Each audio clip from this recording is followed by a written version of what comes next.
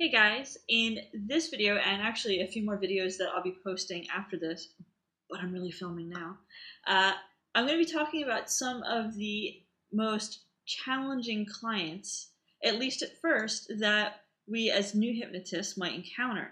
And I'm doing a little bit of a different format than our normal videos, so it's kind of like casual Monday. And as always, even though I'm not in the office, we're still in New York, so there might be sounds in the background. I'll do my best to edit it later. But here we go. So the first type of client that I want to talk about today are the clients who are analytical. These are some of my favorite clients because they're a little bit like me. And from my experience as a trainer and just looking at social media and a lot of the discussions that come up about how to work with specific types of clients, the analytical ones seem to have the most or create the most trepidation.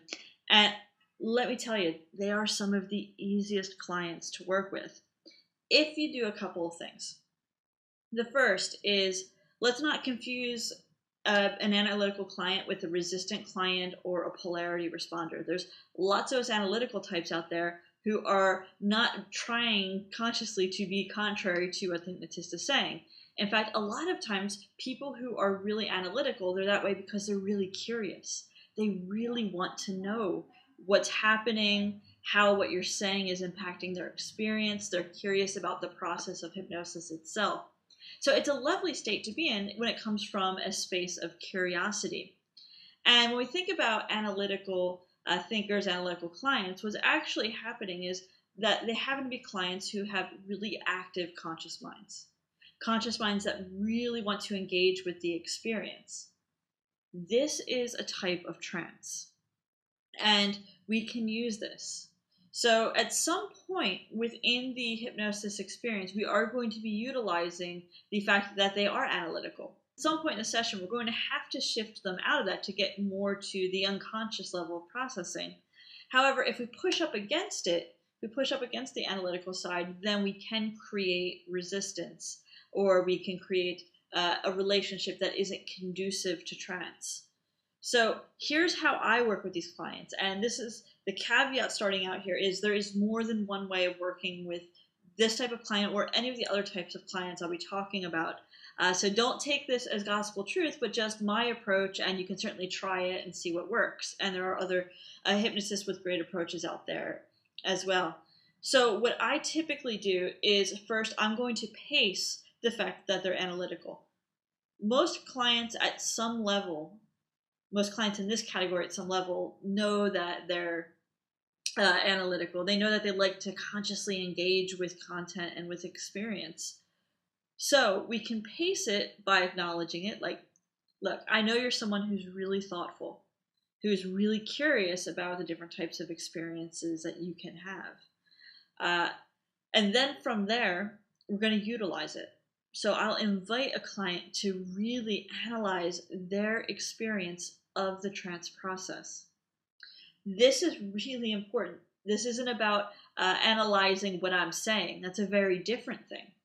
What we're going to invite them to do is analyze the experience they're having, and specifically to begin to be curious and to analyze the changes in their experience. So what we don't want is an analytical client who goes inside and goes, yep, it's the same, yep, it's the same, yep, it's the same. Instead, we want them to go inside and start to actively look for the shifts. I tend to do hypnosis more conversationally. So as we're doing this, it is a conversation back and forth. I'm getting verbal and nonverbal feedback in terms of what the client's experience is, which makes it a bit more easier to calibrate. Now, at some point within the hypnotic induction, I'm going to do a conscious-unconscious dissociation. I want the client to get to the point of an unconscious experience where the conscious mind is observing and isn't able to analyze it. So we can do this through lots of different approaches. The way that I like to do it is through hypnotic phenomena. Primarily, I'll go through a number of steps to elicit different types of hypnotic phenomena. For example, asking for them to notice their hands and a difference between the left hand and the right hand in terms of relaxation or temperature. Temperature is a really trancy one, by the way. That's a great one to use. And eventually I'm going to get to the point where I'll have arm levitation. So we'll go for catalepsy and arm levitation. They don't know they're hypnotized yet. But what's going to happen is they're going to be really curious about the experience and try to consciously analyze an unconscious process. This opens the door for really direct suggestion, because then from there, we can build in the idea that they're having this experience, but they don't consciously know what's going on, which means something must be changing inside. In fact, they must be learning how to do things in a different way, because in the past, they did the problem in one particular way, but now they're learning to be different because they're having an experience that they can't consciously explain. Once you have this moment of conscious-unconscious dissociation, and you'll have it, and you'll know you have it because they'll either consciously tell you or they'll unconsciously tell you. So as you're having the conversation, you can ask them, well, are you consciously doing that? They're going to say no.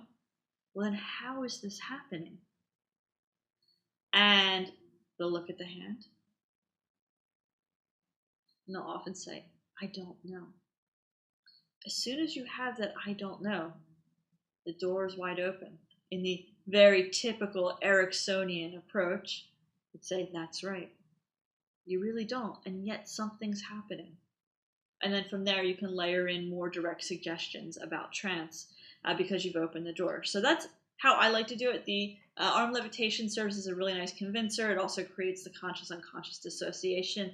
Another way of working with over-analytical clients is to use pure confusion, as long as you have rapport. This is key. If you go for a confusion induction outside of some of the instant inductions, if you're going for a more conversational approach or even a more traditional, slower approach, and you're going for confusion, you have to have a relationship that's conducive for it. You need some level of rapport. If you're doing a more instant induction that is more of a kinesthetic confusion, such as an arm drop or any of the shock inductions, then that's more of a physiological confusion, and you need compliance more so than rapport, although, once again, I still much prefer rapport. If you happen to be someone who's into mind-bending language or attention-shifting coaching, depending on if you come from Igor Ledachovsky or John Overdurf's school, or any of the confusional language using Ericksonian ambiguities, this is also another great way for causing enough confusion so that the conscious mind steps enough off track that you can talk directly to the unconscious mind. But once again, you have to have rapport. And keep in mind, if you use ambiguities or MBL or ASC, that it isn't purely about confusional language. The questions and the language that you use, if you pull it apart, has to make sense, because you have to have enough of a buy-in to get the client to want to engage with what you're saying. If you just put out a whole bunch of nonsense prepositions, you might cause confusion, but what you might also cause is a break in rapport, or the unconscious mind saying, you know what, I don't want to engage. So get really crisp with those linguistic skill sets and make sure rapport is there, and it's really easy to sidestep the analytical conscious mind and create an environment for true unconscious processing and engagement. So that's my approach. I'm sure there are lots of other ones out there. Feel free to, in the comments section, post the ways that you like to work with analytical clients or questions you have, and feel free to like this video and subscribe. Bye.